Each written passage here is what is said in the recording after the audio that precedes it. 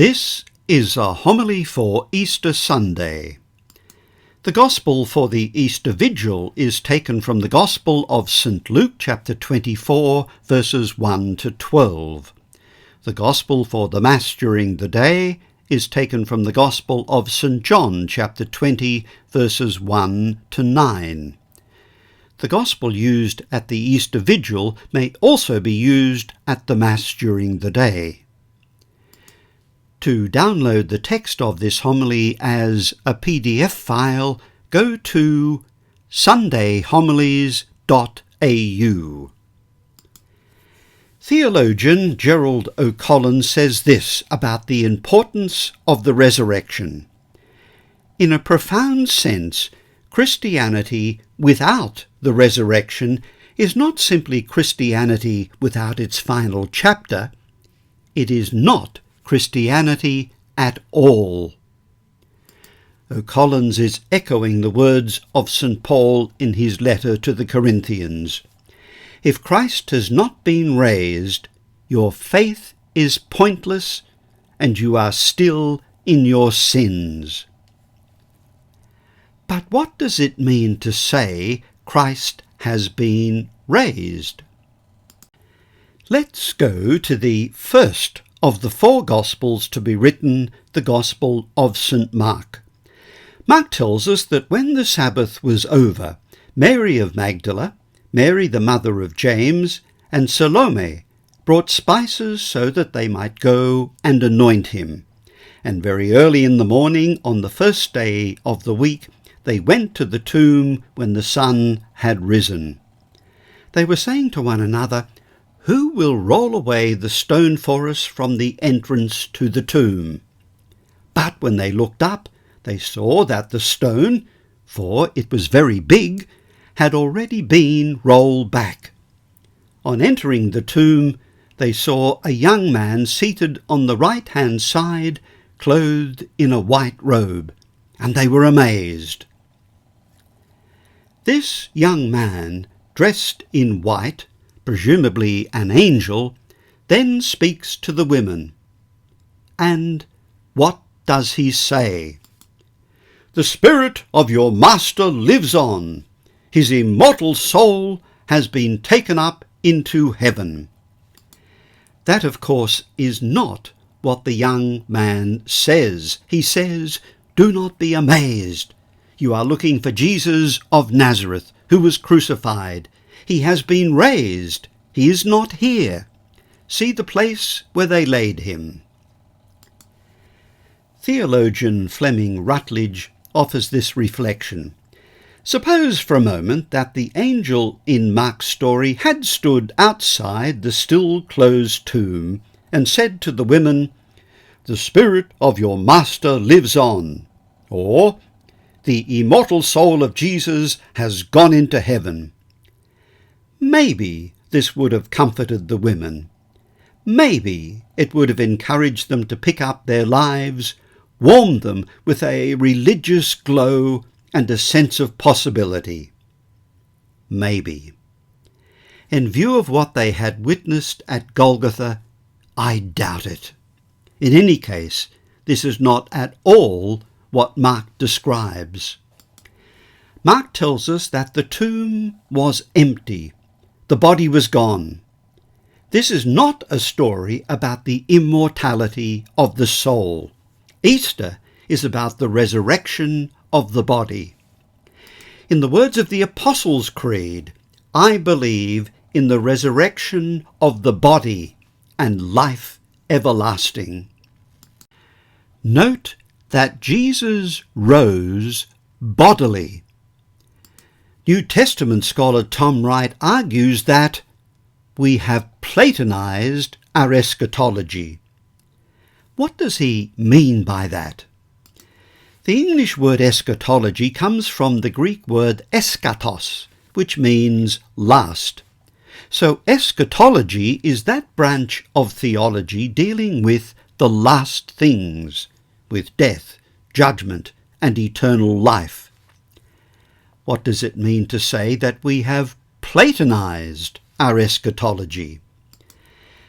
The Greek philosopher Plato died in the middle of the 4th century BC.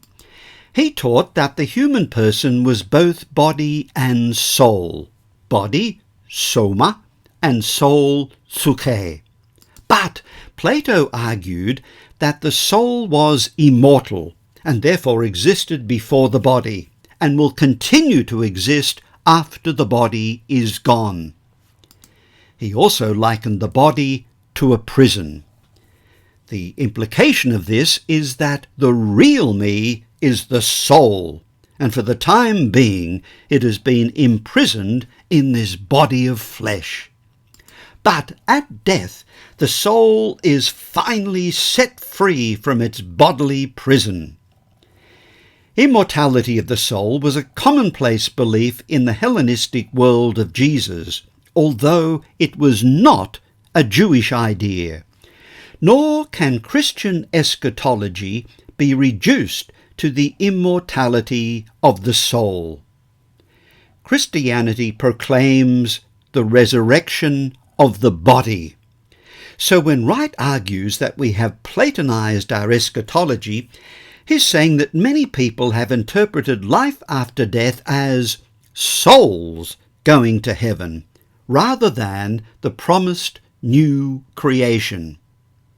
Wright says this: we need to be clear about what the word resurrection itself meant for Paul and his hearers. It didn't mean life after death. It was never a general term for any and every belief about what might happen to people after they die. It meant very specifically that people already dead would be given new bodies, would return to an embodied life, not completely unlike the one they had had before. All 4 Gospel accounts unanimously agree that on Easter Sunday morning, the tomb in which the body of Jesus had been placed was now empty. However, although the 4 evangelists are telling us the same story, the details vary from one gospel to another. Theologian William Craig helps us make sense of these variations. The core of the story is the same. Joseph of Arimathea takes the body of Jesus, puts it in a tomb. The tomb is visited by a small group of women followers of Jesus early on the Sunday morning following his crucifixion, and they find that the tomb is empty. They see a vision of angels saying that Jesus is risen. The careful historian, unlike the philosopher, doesn't throw out the baby with the bathwater. He says, this suggests that there is an historical core to this story that is reliable and can be depended upon, however conflicting the secondary details might be. Journalist Lee Strobel suggests that it would be rather suspicious if the 4 accounts of the empty tomb agreed with each other in every detail. He writes, sometimes while covering criminal trials, I've seen 2 witnesses give exactly the same testimony, down to the nitty-gritty details, only to find themselves ripped apart by the defence attorney for having colluded before the trial. Every historian knows that there will invariably be discrepancies when we have multiple sources for an event. For example, William Craig tells us that we have 2 narratives of Hannibal crossing the Alps to attack Rome, and they're incompatible and irreconcilable. Yet no classical historian doubts the fact that Hannibal did mount such a campaign. Hannibal crossed the Alps in 218 BC.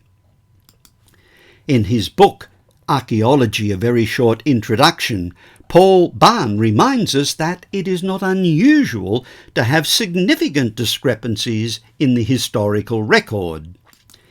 He offers the example of an event that occurred only 150 years ago, the Battle of the Little Bighorn. This American battle was fought between Federal troops led by George Custer and Northern Plains Indians led by Sitting Bull. No one denies that the battle took place. However, Barnes tells us that all the surviving texts and eyewitness accounts concerning Custer's crushing defeat at the Battle of the Little Bighorn, which took place as recently as 1876, are substantially different, not only in terms of what happened and how, but even in such basics such as numbers on either side. Where does this leave us? New Testament scholar Brant Petrie spells it out. The presence of differences in details in the various accounts does not mean that the resurrected Jesus did not actually appear to his disciples. To say so would be like claiming that the discrepancies between the eyewitness accounts of the sinking of the Titanic mean that the ship didn't actually sink. So, what do the Gospels tell us about Easter Sunday morning? The Gospel of St. Luke tells us that some women went to the tomb bringing the spices they had prepared. 3 of the women are named: Mary of Magdala, Joanna, and Mary the mother of James.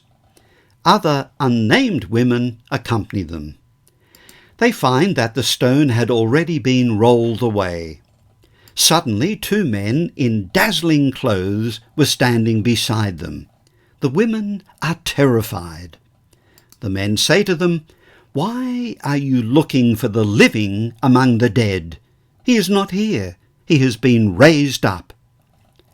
However, the women do not meet the risen Jesus.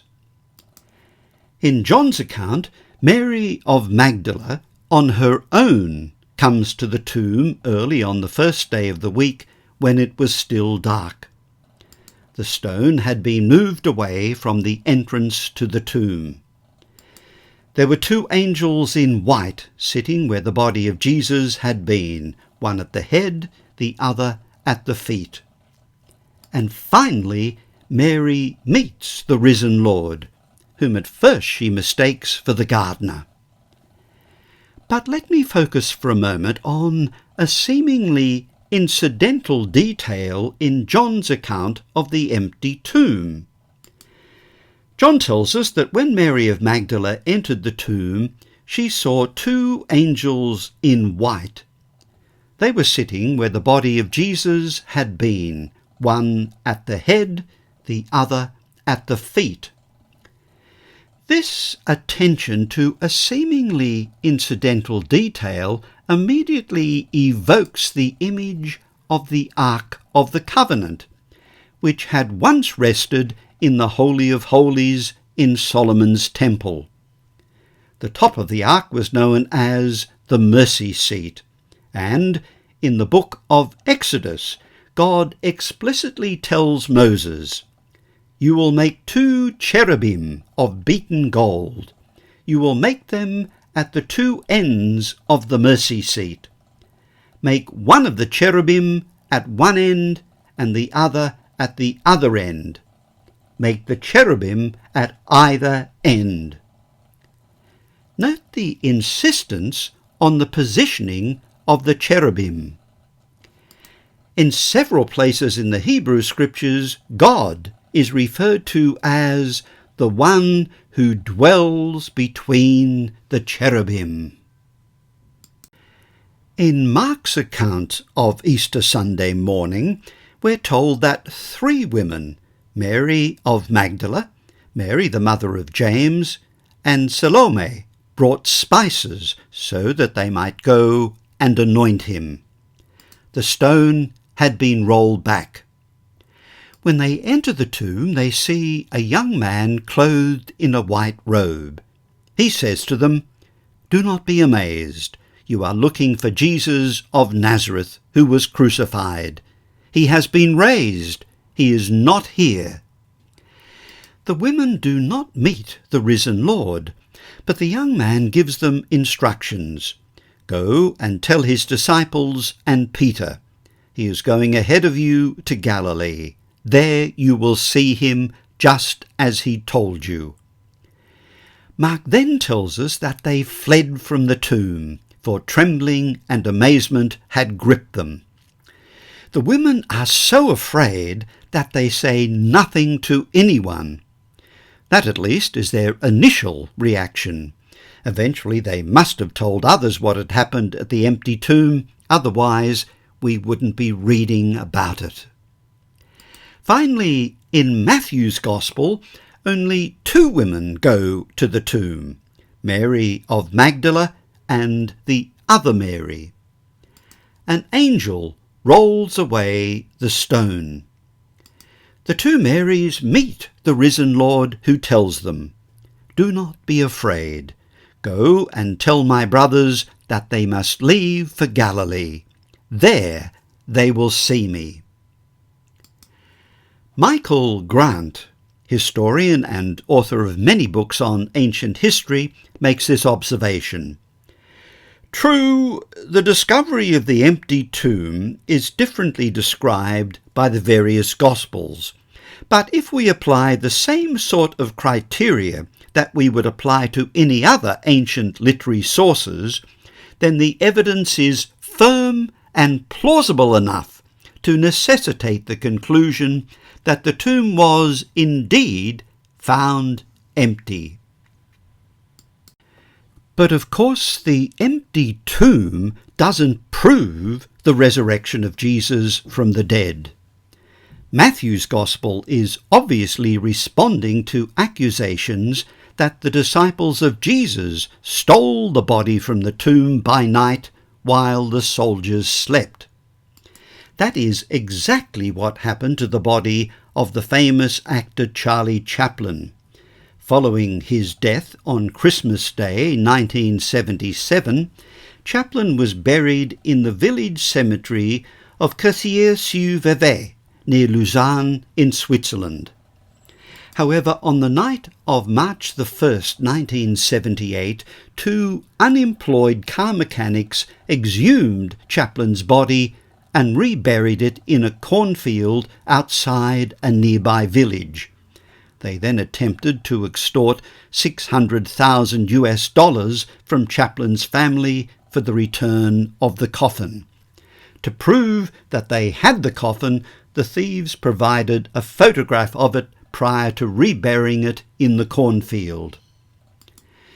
When the coffin was eventually recovered, it was reburied in the same village cemetery from which it had been stolen, but this time encased in 2 meters of concrete. The point is, though, that when the empty grave was first discovered, no one suggested for a moment that Chaplin had risen from the dead. People rightly suspected foul play, that grave robbers had taken the body. And who were the first witnesses to the empty tomb of Jesus? In John's Gospel, it was 1 woman, Mary of Magdala. In Matthew's Gospel, it was 2 women, Mary of Magdala and the other Mary.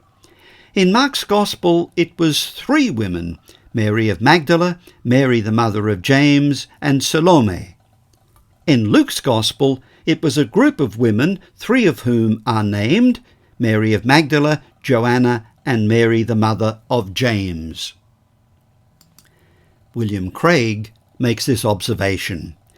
When you understand the role of women in first-century Jewish society, what's really extraordinary is that this empty tomb story should feature women as the discoverers of the empty tomb in the first place. Women were on a very low rung of the social ladder in first-century Palestine.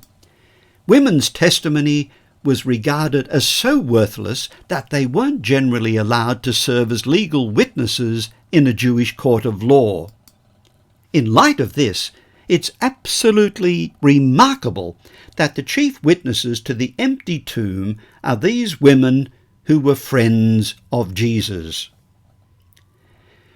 So the testimony of women would have been virtually worthless. But in one sense that is irrelevant, because the earliest Christians did not come to faith because of an empty tomb. They came to faith because they encountered the risen Lord. In his book, The 7 Basic Plots, Christopher Booker argues that there are 7 recurring plots in our storytelling.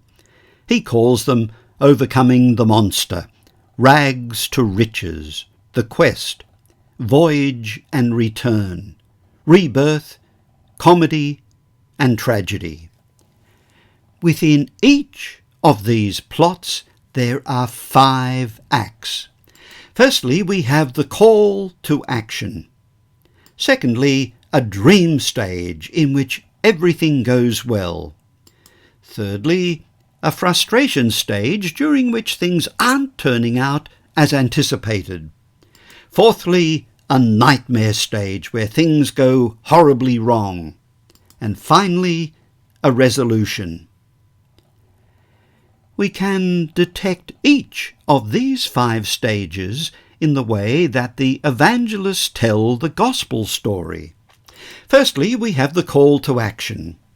Jesus calls the first disciples, who are fishermen, and tells them to put out into deep water, duc in altum. They pay out their nets and catch a huge haul of fish. The call to action, however, is not to continue as fishermen. From now on, it is people they will be catching. They bring their boats back to land and leave everything to follow Jesus. We then come to the dream stage.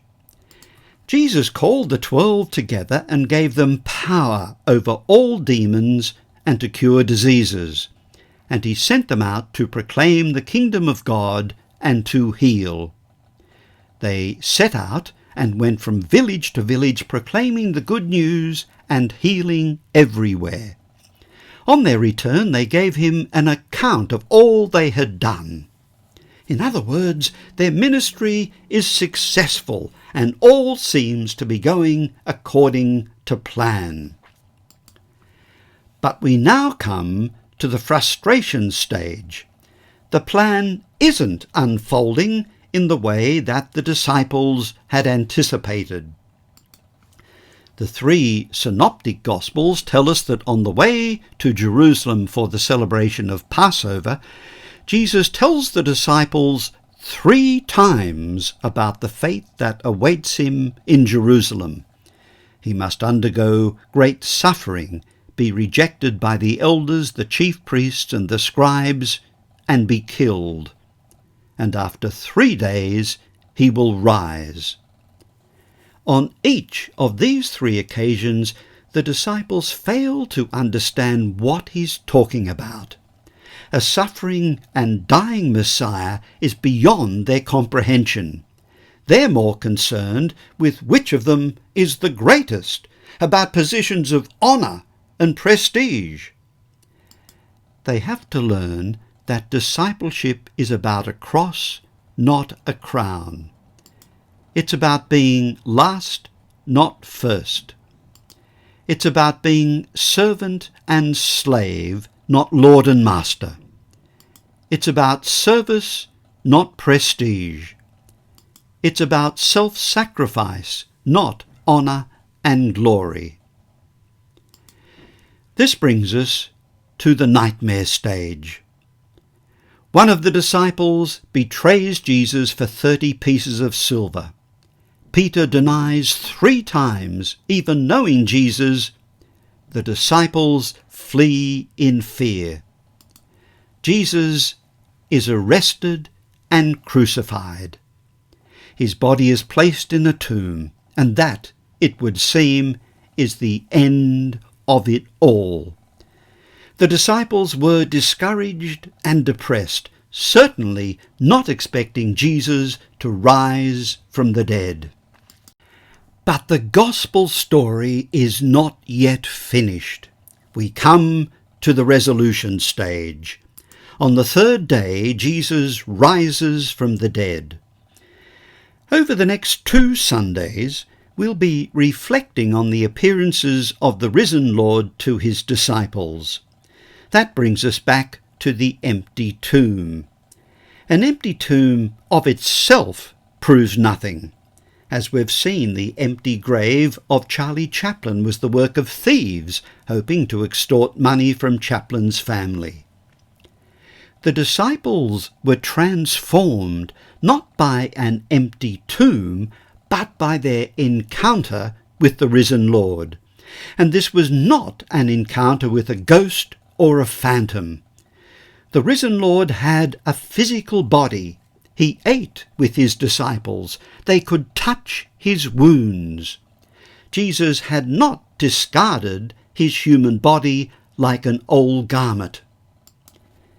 In the first letter to the Corinthians, written late 56 or early 57 AD, Paul tells us that he personally encountered the risen Christ. He writes, "Am I not an apostle? Have I not seen Jesus our Lord?" Later, in the same letter, in chapter 15, he writes, "For I handed on to you, as of first importance, what I in turn had received, that Christ died for our sins in accordance with the Scriptures, and that he was buried, and that he was raised on the third day in accordance with the Scriptures, and that he appeared to Cephas, then to the 12. Then he appeared to more than 500 brothers and sisters at one time, most of whom are still alive, though some have died. Then he appeared to James, then to all the apostles. Last of all, as to one untimely born, he appeared also to me." Note that Paul names specific individuals to whom the Lord appeared: Cephas, or Simon Peter, the 12, and James. And he appeals to the eyewitness testimony of a large group of more than 500 people, many of whom were still alive when he was writing. In other words, Paul is telling his readers in so many words, you can check this out for yourselves. There are plenty of eyewitnesses still living. I'm sure they'd be happy to talk with you and tell you what they saw. Could such an appearance to over 500 people be an hallucination?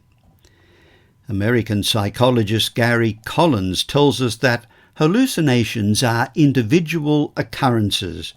By their very nature, only one person can see a given hallucination at a time. They certainly aren't something which can be seen by a group of people.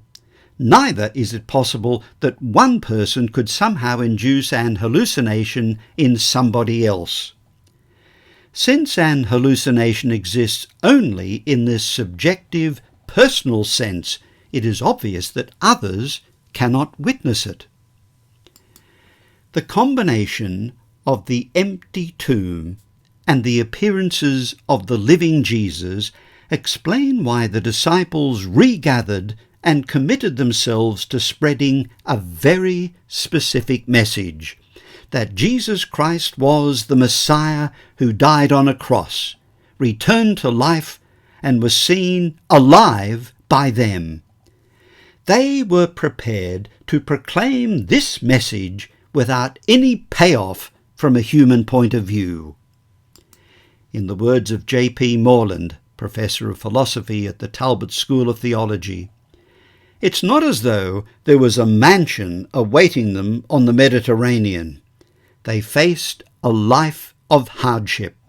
They often went without food, slept exposed to the elements, were ridiculed, beaten, imprisoned, and finally most of them were executed in torturous ways, because they were convinced beyond a shadow of a doubt that they had seen Jesus Christ alive from the dead.